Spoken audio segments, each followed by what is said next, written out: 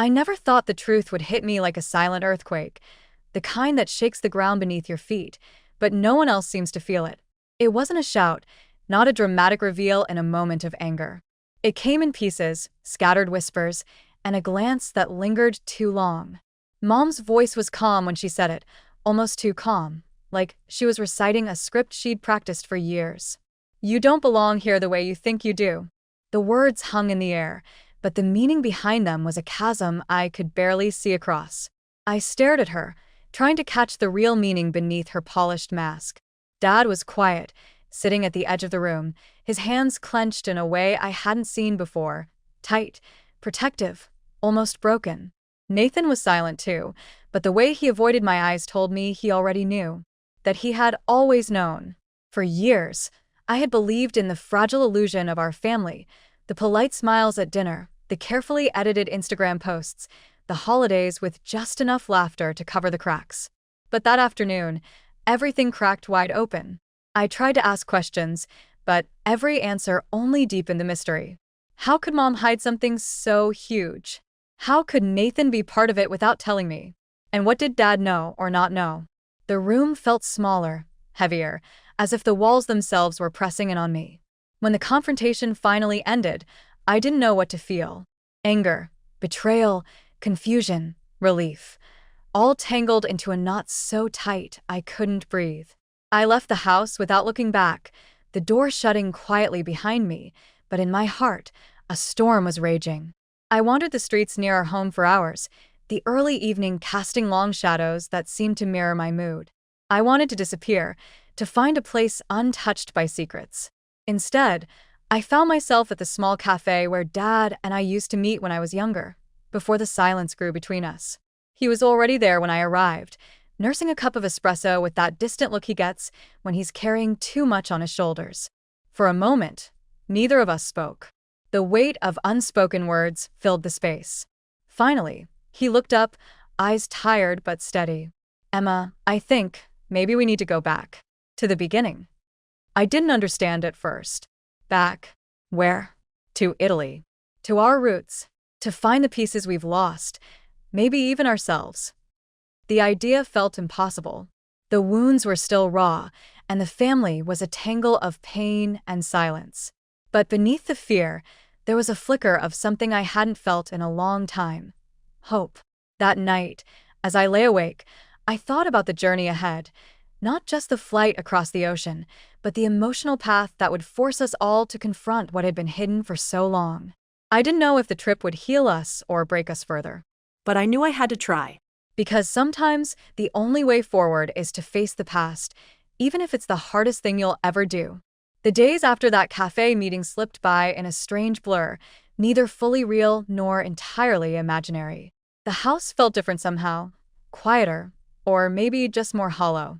Mom didn't say much about the trip. She avoided my gaze, as if she feared the questions I wasn't ready to ask. Nathan kept his distance, absorbed in his own world, and Dad busied himself with the travel arrangements, though the lines on his forehead told me this was more than just a vacation for him. I sat at my bedroom window one afternoon, watching the sun dip low behind the trees, painting the sky in bruised shades of purple and gold. My suitcase lay open on the bed, a yawning mouth waiting to be filled. Clothes, passports, guidebooks, practical things, but the real weight I carried wasn't something I could pack. Every piece of this trip felt tangled in the mess of family history and unspoken truths. What did I expect to find in Italy? Answers? Closure? Or maybe just a distraction from the chaos at home? I reached for my phone and found a photo of Dad and me from years ago, taken during one of our rare weekend trips to the coast. We were both laughing, carefree, unburdened, or so it seemed. That memory felt like a lifeline, a reminder that beneath the fractured family, there was still a bond worth fighting for. Yet, beneath the hope, I couldn't shake the fear. Would this journey open old wounds that never fully healed? Could we really face the past without breaking apart completely? Packing became an act of quiet rebellion against the uncertainty. I folded my favorite sweater with care, the one Dad always said made me look like I belonged in a movie. I tucked in the worn journal I'd started years ago but never finished, its pages filled with half-written thoughts and questions I'd never dared to speak aloud. Each item I placed in the suitcase felt like a piece of myself being readied for the unknown. The anticipation tangled with dread, a silent promise that nothing would ever be the same once we boarded that plane. Dad stopped by my room one evening, leaning in the doorway with a tired smile. "You ready?" he asked softly. I nodded, though inside I was still unraveling. "I think so." He hesitated, then said, "This trip, it's not just about the past. It's about what we build going forward. Together." His words settled over me like a fragile shield. I wanted to believe them. I needed to. That night, sleep came slowly, chased away by the swirl of questions and memories. I thought about the small Italian village Dad had mentioned, the one where his grandfather had lived before crossing the ocean. What stories waited there, tucked in dusty archives or whispered by the olive trees? As the plane's departure day neared, I realized this trip was more than a search for ancestors. It was a journey into the heart of my own story, one I had only just begun to understand. The moment the plane touched down at Florence Airport, a rush of anticipation and nerves swept through me, as if my whole body had been holding its breath. Dad and I moved through the bustling terminal, the chatter of Italian around us swirling like music, foreign yet strangely comforting. I caught a glimpse of Dad's face, illuminated by the soft airport lights, a mixture of excitement and something heavier, maybe apprehension, lingering in his eyes. We rented a small car, an aging Fiat with a stubborn clutch that rattled as we drove away from the city toward the Tuscan countryside. The landscape unfolded like a painting, rolling hills crowned with cypress trees, vineyards stretching toward the horizon, and olive groves bathed in golden afternoon sun. The air smelled of earth and rosemary, and I felt a strange calm settle inside me, as if the land itself was holding space for the journey we were about to take. Our home for the next 2 weeks was a small apartment in a medieval tower nestled on the outskirts of a village called Castellina. Unlike the grand family villa Dad had initially wanted, this place was humble but alive with history, thick stone walls, wooden beams scarred by centuries, and windows that framed views of the sunlit valley below. The creak of the ancient floorboards underfoot seemed to whisper secrets only the stones remembered.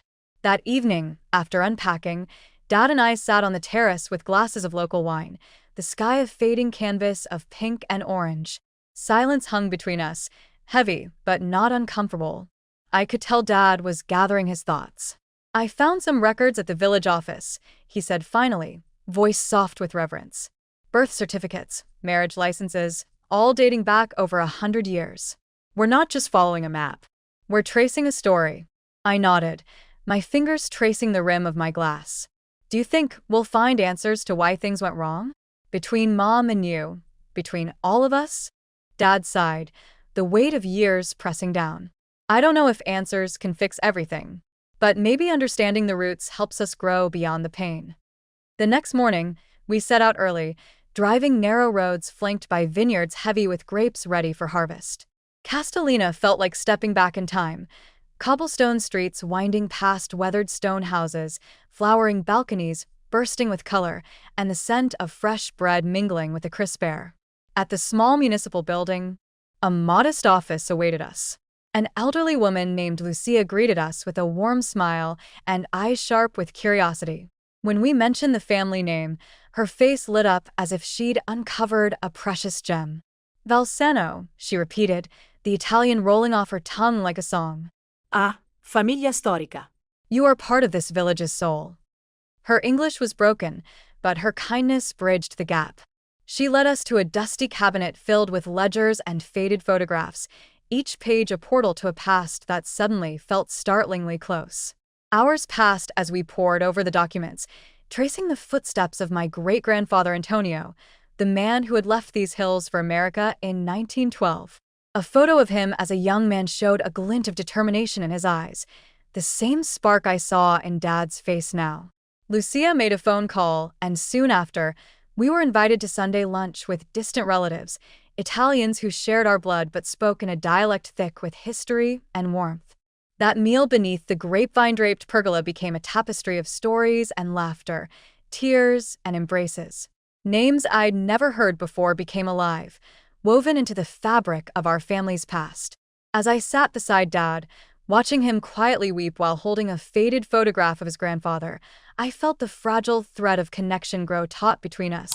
Fragile, but unbreakable. That night, lying in the cool stone silence of our tower apartment, I realized this trip was slowly unraveling more than just family secrets. It was unraveling the walls we'd built around ourselves, brick by brick. The sun rose slowly over the Tuscan hills, casting long shadows that crept across the village rooftops. I woke early, the cool stone floor beneath my feet grounding me in a strange new reality, a world both foreign and familiar, layered with history and the weight of unspoken stories. Dad was already downstairs, sipping espresso on the terrace, lost in thought as the morning light touched his face. I joined him silently, wrapping my hands around a warm cup. The silence between us was different now, no longer filled with frustration or guarded words, but a tentative openness. The distance that had marked so many years seemed to shrink with every shared moment here. "Tomorrow we'll visit the olive grove," Dad said quietly, eyes fixed on the horizon where the sun was climbing. "It's where Matteo stayed, your great-granduncle. He kept the family grounded here when Antonio went chasing the American dream." I nodded, curious despite myself. "Do you think Matteo knew what Antonio was leaving behind? Did he ever regret not going with him?" Dad's lips tightened. Maybe. Or maybe he felt his place was here, tending the trees, watching over the land. There's pride in staying, just as there's courage in leaving. We spent the morning wandering the village streets, greeting locals who nodded with recognition when Dad introduced himself as a Valsano. The air was thick with history, the cracked plaster on walls telling stories of drought and celebration, the bells of the old church tolling softly as if marking time itself. At the municipal office, Lucia waited for us, holding a small package wrapped in brown paper. "From Matteo's granddaughter," she explained, smiling. Inside were letters, yellowed with age, tied with a faded ribbon. I unfolded the first one carefully, the cursive script looping elegantly across the page. The letters painted pictures of a life split between duty and longing, Matteo's struggles to keep the olive grove alive during war and hardship, his quiet pride in the family's heritage, and the bittersweet yearning for the brother who had chosen a different path. One letter hinted at a long-hidden rift, a disagreement over Antonio's decision to leave that had never fully healed. As I read aloud, Dad's eyes grew distant, haunted by memories I didn't understand yet. "There's so much I never knew about this side of the family," he said softly. Or maybe I didn't want to know. Later that day, we drove to the olive grove nestled on a hillside kissed by the afternoon sun. The trees stretched out like ancient sentinels, their gnarled branches heavy with green fruit. Matteo's granddaughter, Sophia, greeted us with a warm embrace, her eyes shining with pride and something like apology. Walking among the trees, Sophia shared stories passed down through generations, how the grove survived wars, economic hardships, and the slow march of time. "These trees are like family," she said. "Roots tangled deep in this earth, branches reaching toward the future. Sometimes it's hard to remember the ones who left, but their spirit is here, in every leaf and olive." Dad ran his hand over the rough bark of a tree, his face etched with reverence. "I feel closer to him now," he murmured. "And maybe to myself." That evening back at the tower apartment, I found Dad staring at a faded photograph pinned to the wall, a picture of Antonio and Matteo standing side by side, young and full of hope, yet marked by the inevitability of different choices. The silence between us was thick, but for the first time, it felt less like a chasm and more like a bridge. "Emma," Dad said after a long pause, voice low and raw, "there are things about our family, about why things happen the way they did, that I've never been able to face. Maybe this trip will help us both." I reached across the table and took his hand, surprising both of us. "We'll face it together." As night fell, the village grew quiet except for the distant sounds of cicadas and the gentle rustle of olive leaves. I lay awake listening to the past whisper through the stones and vines, knowing that this journey was only just beginning, that every revelation, every memory, would shape not only how we understood our ancestors, but how we would rewrite our own story. The morning air was thick with the scent of earth and olives as I stepped outside. Dawn's soft light filtered through the ancient branches of the grove, casting mottled shadows on the ground. The world felt still here, timeless, as if the trees themselves held the memories of generations past.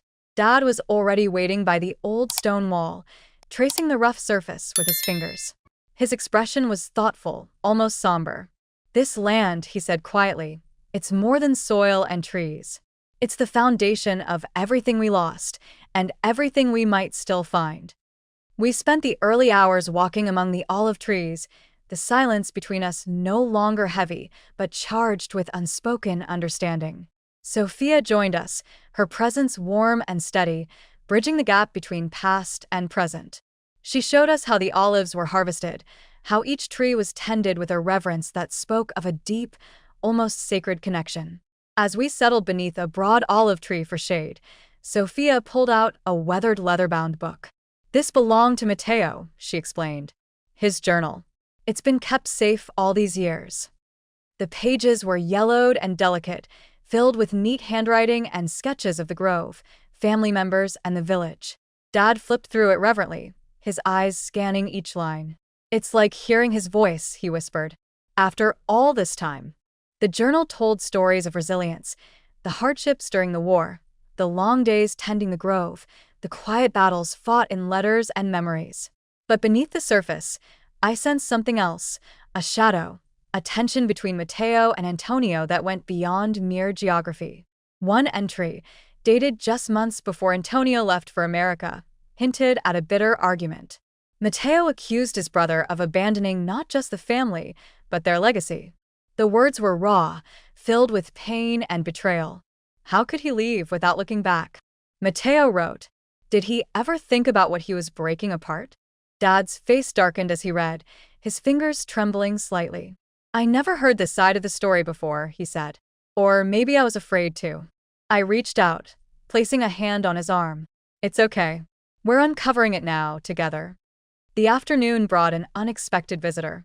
A man in his 60s, with weathered skin and sharp eyes, arrived at the grove. Sophia introduced him as Marco, a distant cousin, keeper of family stories and a guardian of the village's history. His presence was commanding yet kind, and he carried with him an air of authority that made me curious. Marco greeted Dad with a firm handshake and then turned his gaze toward me. "You carry the Valsano name with pride," he said. "But with that name comes responsibility, to remember, to protect, and to reconcile." Over glasses of robust red wine that evening, Marco shared stories I hadn't expected, tales of sacrifices made to keep the family rooted, of secrets whispered in the quiet of night, and of fractures that had never fully healed. His words were a reminder that history is never simple. It's woven with complexity, shadows, and sometimes silence. As the sky darkened and stars began to appear, I felt the weight of it all settle deep inside me. This was more than a family history. It was a living story, tangled with love, regret, and hope. And as Dad and I sat beneath the ancient olive trees, I realized our journey was far from over. There were truths still buried, waiting for courage to bring them to light. The morning air was crisp when we left the village behind, winding along the narrow roads that cut through the Tuscan countryside. The olive grove awaited us like a quiet sanctuary, a place where time seemed to slow and the world beyond these hills faded into a soft blur. Sophia drove us in her old Fiat, her laughter filling the car like sunshine, but beneath the warmth I sensed an undercurrent, a story she wasn't quite ready to tell. When we arrived, the grove stretched before us in endless rows of silvery leaves shimmering in the light. Each tree was a monument to resilience, gnarled and weathered, roots sunk deep into the earth like ancient guardians of family legacy. Sophia led us to a small stone bench beneath a large olive tree, where she paused and looked at us both seriously. "There's something you should know," she began, her voice low. "About Matteo, about your family, something that's been kept quiet for a long time." Dad exchanged a glance with me, a flicker of unease crossing his features. "What is it?" Sophia hesitated, then pulled out a folded letter from her bag. The paper was fragile, edges worn, the ink faded but still legible. "This was found among Matteo's things after he passed," she said. "It's addressed to Antonio, but it was never sent." I unfolded the letter carefully, feeling the weight of history settle around me like a heavy cloak.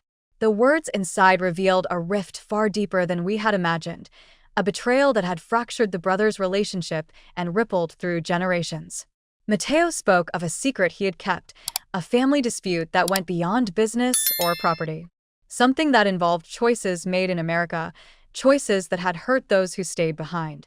He expressed regret, anger, and a longing for reconciliation that never came. Reading the letter aloud, I could feel the tension thickening between Dad and me, as if the shadows of past wounds were reaching across time to touch us both. Dad's hand trembled slightly as he took the letter from me, his eyes dark with a mixture of pain and unresolved guilt. "I never knew," he whispered. "Not the full story. Antonio never talked about this side of the family." We spent the rest of the day walking through the olive trees in silence, each step stirring memories and questions. Sophia told us about the small community here, how the Valsano family was both loved and misunderstood, their story woven into the fabric of the land but hidden beneath layers of silence. That evening, back in our tower apartment, the atmosphere was thick with unspoken words. I watched Dad as he stared out the window, the letter clutched in his hand like a fragile lifeline. "Emma," he finally said, turning to me with a heavy sigh, "this changes everything I thought I knew about our family, about my father." I reached out, placing my hand over his. "Maybe it's not about changing the past, but about understanding it and deciding what we want our future to be." We talked late into the night, peeling back layers of history and emotion. The journey was no longer just about tracing our roots, but confronting the truths buried beneath them, painful, complicated, but necessary. As I drifted to sleep, I realized this trip was transforming us, forcing us to face what we had avoided for years. And though the path ahead was uncertain, for the first time, I felt we might walk it together. The next morning, the soft golden light of Tuscany spilled through the narrow windows of our medieval tower apartment, casting long shadows on the stone walls. I sat at the small wooden table, a steaming cup of espresso in my hands, still cradling the weight of Matteo's letter in my thoughts. The letter was more than a piece of paper. It was a portal into the fractures that had shaped our family, fractures we were only beginning to understand. Dad was already up, carefully packing a small leather satchel with the documents and photographs we'd gathered so far. I could tell he was wrestling with something beneath his calm exterior.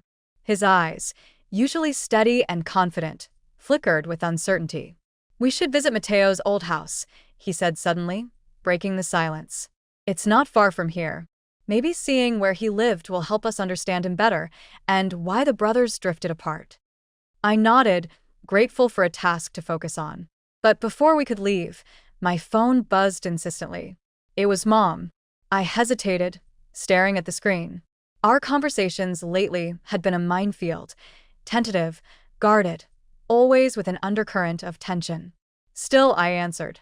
"Emma." Her voice was softer than usual, almost fragile.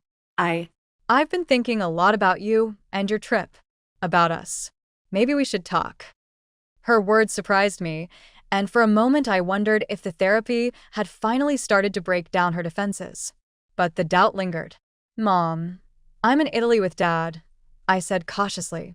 "It's been a lot to process. I want to talk too, but maybe after I get home." She sighed, the sound like a small crack in a wall built of years of silence. "Okay. Just be careful. Remember, family is complicated." As I ended the call, a mixture of relief and unease settled in my chest. The trip was forcing me to confront not only the secrets of the past, but the fragile state of my present relationships. We set out toward Matteo's house, a modest stone cottage nestled at the edge of a sun-dappled grove. The door creaked open to reveal faded photographs, worn furniture, and the lingering scent of lavender and dust, remnants of a life quietly lived and quietly ended. Inside, Sophia found more documents tucked away in an old chest, letters between Matteo and Antonio, hints of disagreements over money and land, but also moments of brotherly care and regret. The complexity of their bond unfolded slowly, painting a picture of two men torn between loyalty and betrayal, love and resentment. Dad traced the lines of a photograph showing the brothers as young men, standing side by side, eyes bright with hope. "They were so close once," he murmured. "And yet here we are." As we left the house, the Tuscan sun warming our faces, I felt the weight of history pressing down, but also a strange hope. Understanding was the first step toward healing, and perhaps toward rewriting the story we'd inherited. That evening, as we gathered around a simple dinner table with Sophia and her family, laughter and stories flowed more freely than before. The distance between past and present seemed to narrow, stitched together by shared humanity and the fragile threads of forgiveness. Later, alone on the terrace under a sky dotted with stars, I opened my journal and began to write, not just about the history we uncovered, but about the journey within, the tangled emotions and unexpected moments of grace. Italy was teaching me that family isn't just about blood or history. It's about the courage to face the shadows, to speak the unspoken, and to choose connection over division. And though the road ahead was still uncertain, I felt ready to walk it, one slow, deliberate step at a time. The morning after our visit to Matteo's old house, I woke to the sound of church bells echoing softly through the narrow streets of the village. The air was still cool, carrying the scent of freshly baked bread and wild herbs from the hillsides. I sat by the window of our apartment, notebook open but words refusing to come. The silence was heavy, filled with questions I didn't yet know how to ask. Dad was downstairs in the kitchen, speaking quietly with Sophia over cups of strong, dark coffee. Their conversation floated up to me, fragments of Italian blending with English, the familiar warmth of their voices clashing with the unease I felt deep inside. I dressed slowly, knowing the day would be long and full of careful steps. Today we planned to meet with some of the village elders, people who had known Matteo and Antonio well. They were the keepers of stories not written down, whispered from generation to generation like sacred secrets. As we walked through the cobblestone streets, I noticed how the village seemed to breathe history. Every cracked wall, every vine-covered balcony held echoes of lives lived in quiet resilience. Yet beneath this beauty was an undercurrent of tension, a history not just of family loyalty, but of old wounds and unspoken grievances. Our first meeting was in a small cafe where an elderly woman named Lucia greeted us with a cautious smile. Her eyes were sharp, reflecting a mind that remembered too much. "Matteo and Antonio," she said, settling into her chair. "Brothers, yes, but not always on the same path." She told us stories of their childhood, moments of joy overshadowed by rivalry, competition for their father's approval, and a dispute over the family's olive groves that had turned bitter. But there was more, Lucia said quietly, leaning closer. Something that happened after Matteo left for America. A secret kept hidden for years. A silence that cost us dearly. Dad exchanged a glance with me. "What kind of secret?" Lucia hesitated, then spoke in a voice barely above a whisper. "Matteo was accused of something he did not do. It tore the family apart." The weight of her words settled over us like a storm cloud. I felt my throat tighten. Accused of what? And by whom?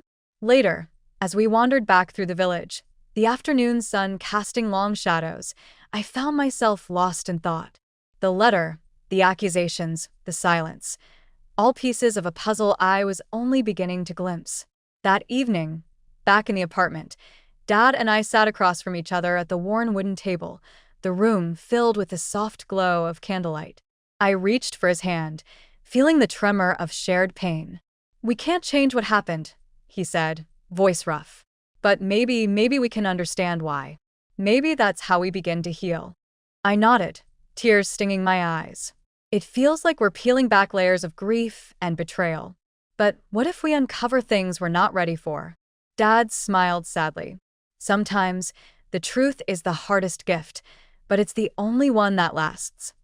As the night deepened, I opened my journal and wrote until the ink ran dry, not just about the facts, but about the emotions swirling inside me: fear, hope, anger, and a fragile determination to reclaim the family we thought we'd lost.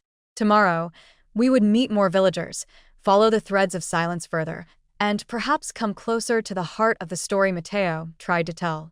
For now, I closed my eyes and let the quiet wash over me, knowing that the journey was far from over, but that each step forward was a step toward truth and toward the fragile promise of forgiveness. The morning air was crisp, the sky a pale blue canvas streaked with wisps of clouds that promised warmth by afternoon. As we stepped out of the apartment, The village was slowly stirring to life. Shopkeepers rolled up their shutters, and the scent of freshly baked focaccia mingled with the dusty aroma of ancient stone.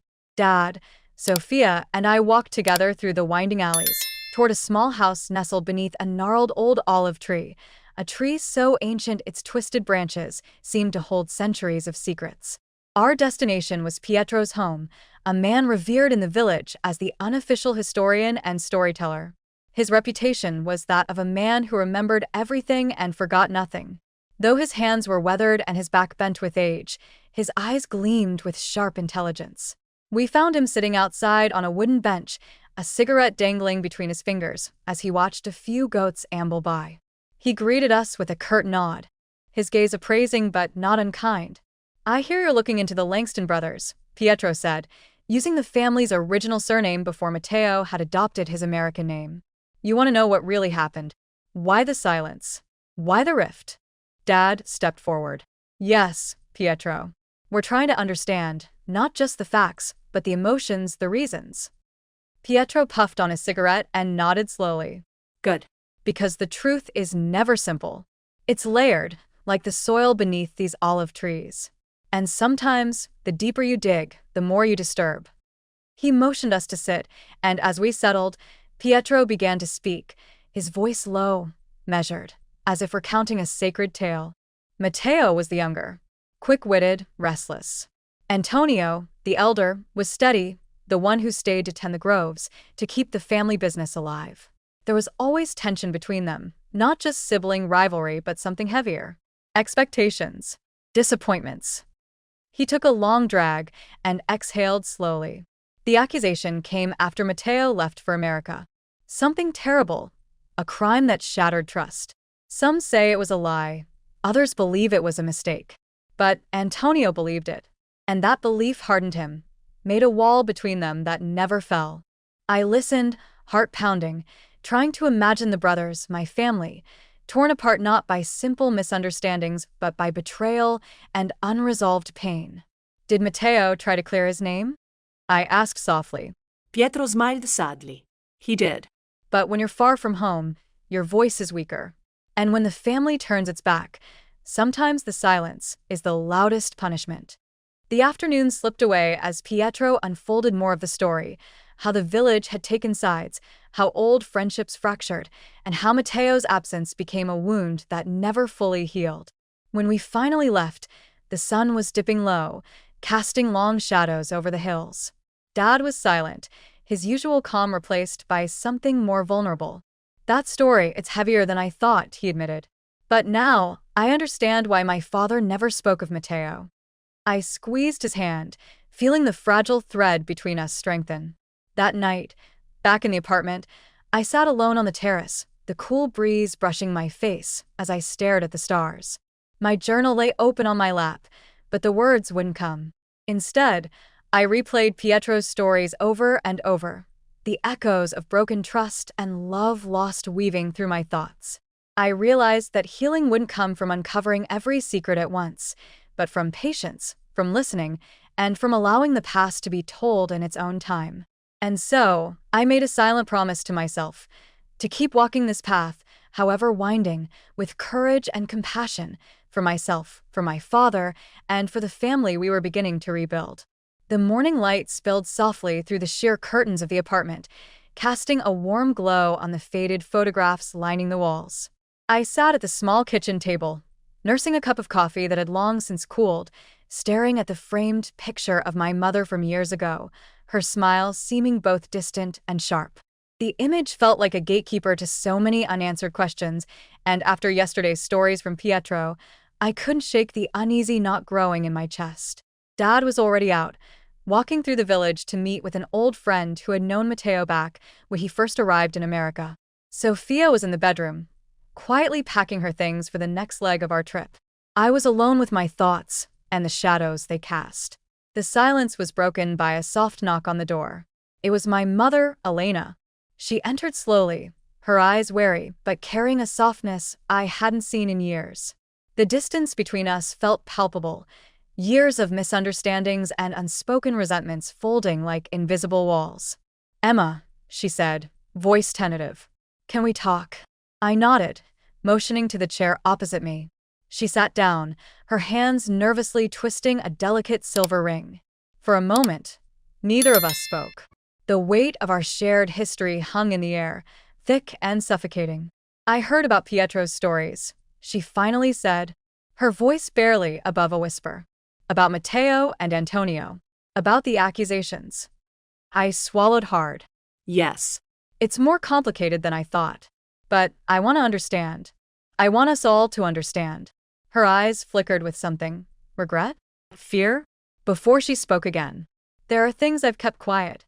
Things I thought would protect you. Protect us. She paused, searching for words. Your grandfather was a proud man. Sometimes too proud for his own good. The accusations, they cut deeper than you know. And they left scars no one wanted to face. I leaned forward, urgency rising in my voice. But why the silence?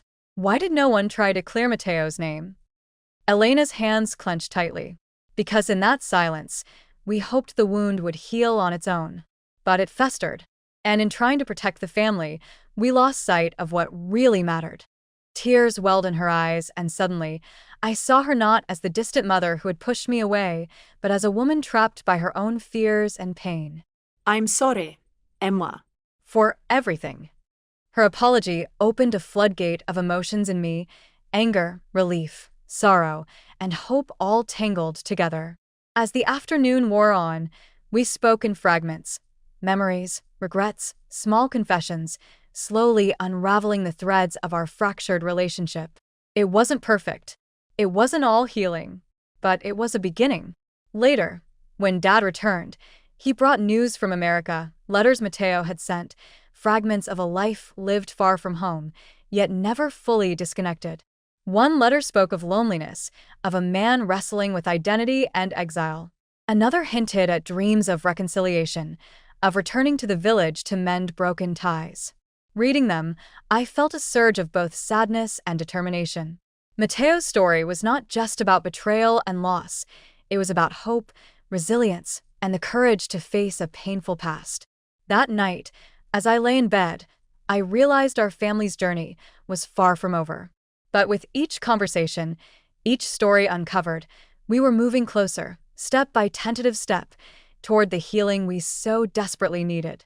The morning sun filtered through the lace curtains of the small kitchen, casting intricate shadows on the worn wooden table where I carefully unfolded the fragile, yellowed letters Dad had brought back from Pietro's friend. Each letter was penned in careful, looping script, Matteo's handwriting, full of hope, regret, and yearning for connection. I sat alone, the house quiet except for the occasional creak of the old floorboards.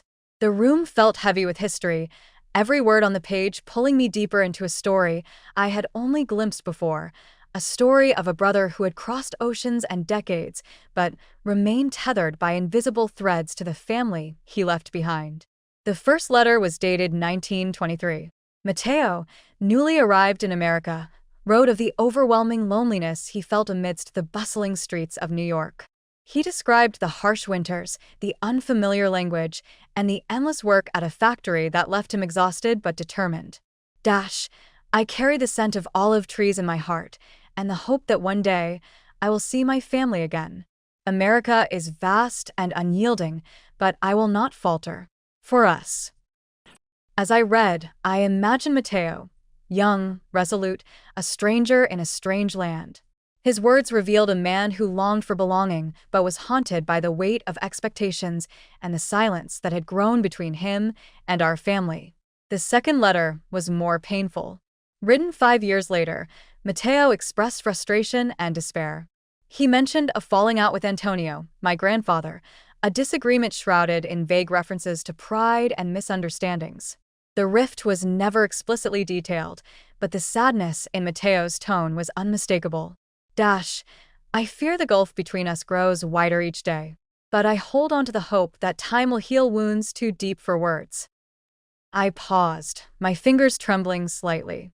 This letter was a confession of isolation, a plea for reconciliation that had never come. Later that day, I found myself wandering the village streets, the letters clutched in my hand like lifelines to a past I was only beginning to understand. I stopped outside the olive grove Matteo's brother had tended, the same grove my father had visited days earlier with Pietro. The trees stood tall and gnarled, their silver-green leaves whispering secrets in the breeze. I traced the rough bark with my fingertips, feeling a connection to the land Matteo had left behind and the family he had lost. Back at the apartment, my mother and I continued our fragile conversations. The walls between us were still there, but cracks were forming, small openings where light could enter. Elena shared memories of her own childhood, stories of a family torn between tradition and change, of sacrifices made in silence. I listened, realizing that her struggles were intertwined with ours in ways I hadn't fully grasped. My brother Leo remained distant. He had always been the quieter one, but the recent revelations unsettled him deeply. One evening, over a rare family dinner, I watched him push his food around his plate, eyes avoiding contact. "Do you really think Matteo wanted to cut us out?" Leo asked quietly after the others had left the table. I hesitated, searching for the truth in his question. "I don't know, but I think he wanted to be heard, to be part of the family, even if from afar." He nodded slowly, the weight of the past settling on his shoulders. That night, I reread the letters, feeling Matteo's presence grow stronger with every line. His story was no longer just history. It was a living thread weaving through our family's present, calling us to acknowledge the wounds, the silences, and the possibilities for healing. As I closed the final envelope, I made a silent promise to Matteo and to myself. We would not let his story be forgotten. We would bring it into the light, no matter how difficult or painful the journey. And with that promise, I felt the first stirrings of hope. The house felt unusually still that afternoon, the kind of silence that wrapped itself around you like a thick fog.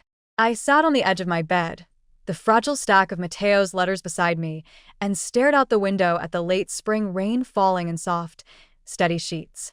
Each drop seemed to echo the emotions swirling inside me, a mix of hope, fear, and an aching need for connection. Moments earlier, I'd just come from the kitchen where Elena was making tea, humming softly to herself as she moved around the room. The sound was unfamiliar, softer, more tentative than usual. It reminded me that beneath her often rigid exterior was a woman wrestling with her own regrets and the weight of years lost to silence. I reached for my phone and typed a message I'd been wanting to send for days, then deleted it. Finally, with a deep breath, I tapped out a new text. "Dish, Mom, can we talk? About Matteo and everything." I hesitated before hitting send. This wasn't just about family history anymore. It was about breaking down the walls that had divided us for so long. Her reply came almost immediately. "Yes. I'm ready." That evening, we sat at the dining table, the soft light of the lamp casting long shadows. Elena's hands trembled slightly as she poured tea into two delicate china cups. "I never told you everything about Matteo," she began, her voice barely above a whisper. "Not because I wanted to hide it, but because it hurt too much. And because your father, he didn't want it spoken." I nodded, encouraging her to go on. She took a deep breath. "Your grandfather and Matteo were very close as boys. But when Matteo decided to leave for America, there was anger. Not just from your grandfather, but from the whole village. Leaving was seen as betrayal. Antonio felt abandoned, and that bitterness poisoned their relationship for years." Tears welled up in her eyes. "I think your grandfather never truly forgave Matteo, and that hurt bled into our family, even into your childhood. I see now how it affected me, too. I was angry with Matteo, but I was angrier with Antonio for not letting go." The vulnerability in her words caught me off guard. I reached across the table and took her hand, feeling the roughness of her skin, the warmth beneath her cautious exterior. "We don't have to live in their shadows," I said softly. "Maybe it's time we make our own path for Matteo for us." She nodded slowly, a fragile hope blooming between us. The next few days were a whirlwind of preparation. Dad and I pored over maps and family trees, trying to piece together the fragments of a history scattered by time and distance. Leo surprisingly grew quieter but more present, offering to help with logistics and research. I felt the tension in the house ease just a little. Even my relationship with Leo, once strained by years of unspoken grievances, began to thaw. We shared tentative conversations about what it meant to belong, to a family, to a place, to a story bigger than ourselves. Yet, beneath the surface, the fear lingered. What if meeting Mateo's descendants reopened wounds? What if the rifts in our family proved too deep to heal? One evening, as I packed my suitcase, Mom entered my room quietly. "Emma," she said, her voice steady but gentle, "this trip might change everything. It might be painful, but it might also be the beginning of something new." I smiled, grateful for her words. "I'm ready." Later that night, as I lay in bed listening to the rain, I thought about Mateo, the brother who had left so many questions behind. His letters had given us a glimpse into his world, but there was so much more to uncover. Faces we hadn't seen, stories we hadn't heard, lives intertwined with ours across the ocean.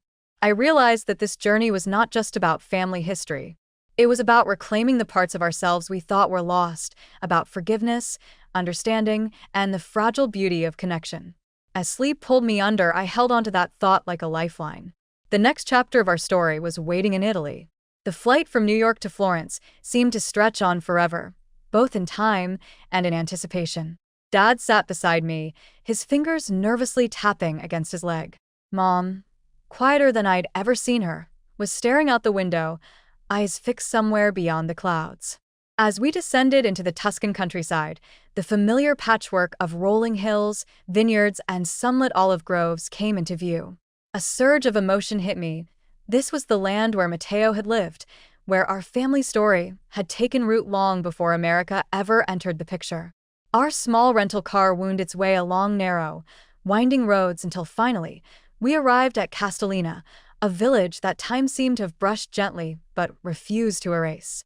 The village square was quiet that afternoon, bathed in the golden glow of late afternoon sun. We made our way to the old stone house Mateo's descendants called home. As the door creaked open, a tall man with kind eyes stepped forward. "Buongiorno," he greeted us warmly, his English tinged with a soft Italian accent. "I am Luca, Mateo's grandson." For a moment, none of us spoke. Then Luca's wife, Sophia, appeared, her smile radiant and welcoming. Children peeked shyly from behind her skirts. We were ushered inside, into a cozy kitchen filled with the aroma of fresh basil, garlic, and baking bread, smells that carried memories older than I could imagine. Sitting around the large wooden table, we shared stories. Luca spoke of Mateo's journey, of the sacrifices he had made, and the family he had raised far from home. He pulled out faded photographs, letters, and worn olive oil bottles, each object a tangible thread linking us to a past that no longer felt distant. Dad's eyes glistened with tears as he traced Mateo's handwriting in one letter. Mom, usually reserved, laughed with genuine joy at Sophia's stories about village traditions and festivals. For the first time in years, the air between us felt light and open, as if the weight of unspoken grievances had finally been lifted. That evening, as twilight painted the sky in soft shades of rose and lavender, we gathered outside under a pergola draped with grapevines. Luca's family brought out bottles of their finest Chianti, and Sophia served homemade pasta, fresh from the kitchen. We raised our glasses in a toast, not just to the past, but to the future. To new beginnings built on understanding, forgiveness, and love. Later, as I stepped away from the table, I looked up at the stars twinkling over the olive trees. I felt a quiet peace settle in my heart, the kind that comes only after pain has been faced and healed. Dad caught my eye and smiled. "Thank you," he whispered, "for bringing us here." I smiled back, knowing this was more than a trip. It was a journey to reclaim what had been broken and to weave together the frayed strands of family into something stronger and more beautiful. As we prepared to return home, I realized that family isn't defined by perfect harmony or unbroken history. It's shaped by the courage to face the truth, the grace to forgive, and the willingness to build new memories together. Our story was no longer one of silence and separation. It was one of healing, hope, and the enduring power of connection.